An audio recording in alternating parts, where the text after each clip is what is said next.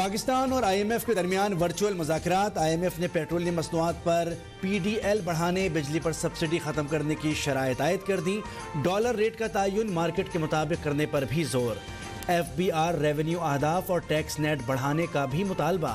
وزارت خزانہ کی جانب سے مذاکرات بحالی کے لیے آئی ایم ایف کی پیشگی شرائط پر عمل درآمد کی یقین دہانی۔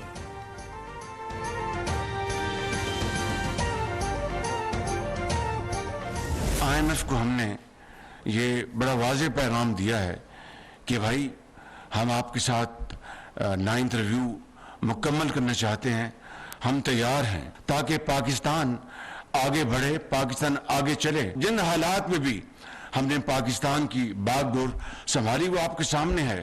انشاءاللہ ہم پاکستان کو ان مشکلات سے نکالیں گے۔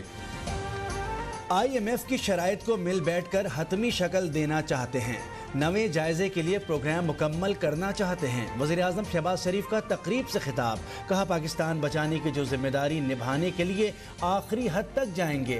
میں اپنی سیاسی کمائی قربان کرنے کے لیے تیار ہوں۔ توانائی کی بچت کے لیے اقدامات پر 2 صوبائی حکومتوں نے سیاسی پوائنٹ اسکورنگ کے لیے تاخیری حربے استعمال کیے۔ یہاں بلیک مارکیٹ میں یہ ہوا ہے تو بہت ریٹ آج بڑھا ہے، 2 دن میں 5 روپے بڑھا ہے، تو ہم نے اس چیز کو بھی دیکھنا ہے، اس کا بھی مقابلہ کرنا ہے۔ تو اس کا مقابلے کا ایک ہی طریقہ ہے کہ ہمیں مارکیٹ ریٹ پہ ڈالر کو کوٹ کرنا چاہیے، اس میں خرید کے فروخت کرنی چاہیے۔ ڈالر کی قیمت کنٹرول کرنے کے بجائے مارکیٹ بیسڈ کرنے کا فیصلہ۔ ڈالر ریٹ پر ایکسچینج کمپنیز ایسوسی ایشن کا ہنگامی اجلاس۔ چیئرمین ایکسچینج کمپنیز ایسوسی ایشن ملک بوستان کا کہنا ہے کہ فیصلے سے ڈالر بلیک مارکیٹ کا خاتمہ ہوگا۔ عوام سے اپیل ہے کہ ڈالر میں سرمایہ کاری نہ کریں۔ پی ٹی آئی کا قومی اسمبلی میں اپنا اپوزیشن لیڈر بنانے کا خواب چکنا چور۔ مزید 43 ارکان اسمبلی ایوان سے آؤٹ۔ اسپیکر پرویز اشرف نے ارکان کو ڈی نوٹیفائی کرنے کی سمری الیکشن کمیشن کو بھیج دی۔ مجموعی طور پر 123 ارکان کے استعفے منظور کیے جا چکے۔ چھٹی کی درخواست دینے والے طالب نقی اور نواز علائی بچ گئے۔ غلام بی بی بھروانا، خان جمالی، صالح محمد اور غلام لالی نے استعفے ہی نہیں دیے۔ اسپیکر نے راجہ ریاض کو بچانے کے لیے استعفے منظور کیے۔ محدود تعداد میں اسمبلی جانے کا مقصد راجہ ریاض کو اپوزیشن لیڈر کے عہدے سے فارغ کرنا تھا۔ پی ٹی آئی رہنما فواد چودھری کا موقف، کہا الیکشن کمیشن کی حیثیت ایک منشی جیسی ہو گئی ہے، قومی اسمبلی کی کوئی نمائندہ حیثیت نہیں رہی۔ ملک انتخابات کے مزید قریب آ گیا ہے۔ حکومت کا واحد مقصد عمران خان کو راستے سے ہٹانا بن چکا ہے۔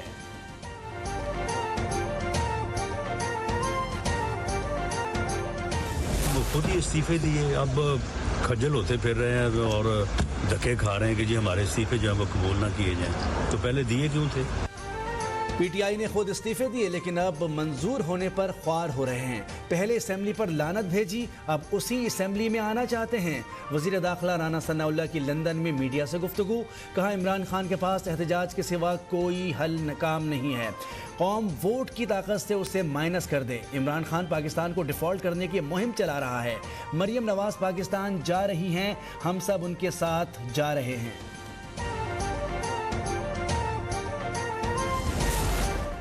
پی ٹی آئی کا نگراں وزیر اعلیٰ پنجاب کی تعیناتی کے خلاف الیکشن کمیشن کے باہر احتجاج۔ عمران خان سے سابق وزیر اعلیٰ پنجاب چودھری پرویز الہی کی ملاقات۔ نگراں وزیر اعلیٰ پنجاب کی تقرری کے خلاف قانونی چارہ جوئی پر مشاورت۔ اعلیٰ عدلیہ سے رجوع کرنے اور سیاسی آپشنز پر بات چیت۔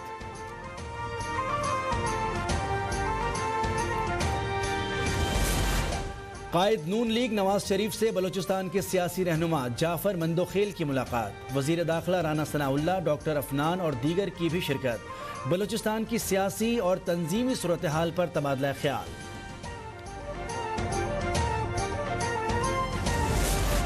الیکشن کمیشن نے کراچی میں بلدیاتی انتخابات کے نتائج جاری کر دیے۔ 229 میں سے 91 نشستیں لے کر پیپلز پارٹی سر فہرست، Jamaat Islami 85، P T I 42 سیٹوں پر کامیاب۔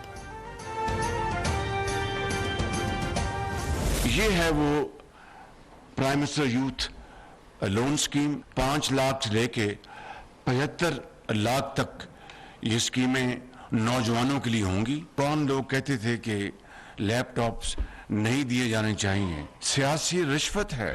اس کا ایک ہی جملے میں جواب دیا تھا, کیا میں لیپ ٹاپس کے بجائے نوجوانوں کے ہاتھوں میں کلاشنکوف دے دوں؟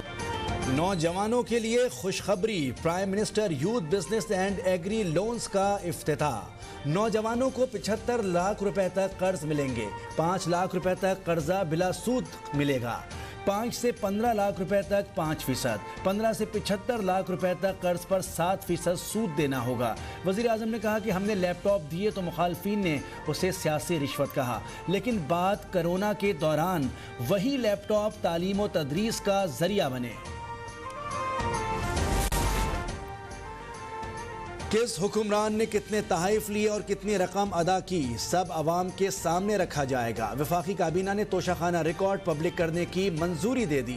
وزیر اعظم شہباز شریف کہتے ہیں کہ ہم عوام سے کچھ نہیں چھپائیں گے, ہر معاملے کی شفافیت یقینی بنائی جائے گی. تاشقند میں وزیر خارجہ بلاول بھٹو سے ترک ہم منصب کی ملاقات. دونوں ممالک کے درمیان قریبی برادرانہ تعلقات کے فروغ پر اتفاق. عالمی اور علاقائی اہمیت کے متعدد امور پر بھی تبادلہ خیال. بلاول بھٹو اور ایران کے وزیر خارجہ کی بھی ملاقات. برادرانہ تعلقات کو مزید مضبوط بنانے کے عزم کا اعادہ.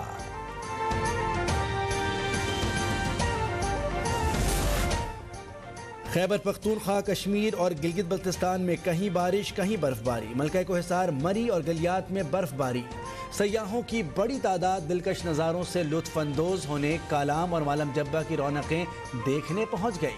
کراچی میں یکبستہ ہواؤں کے باعث سردی کی شدت برقرار.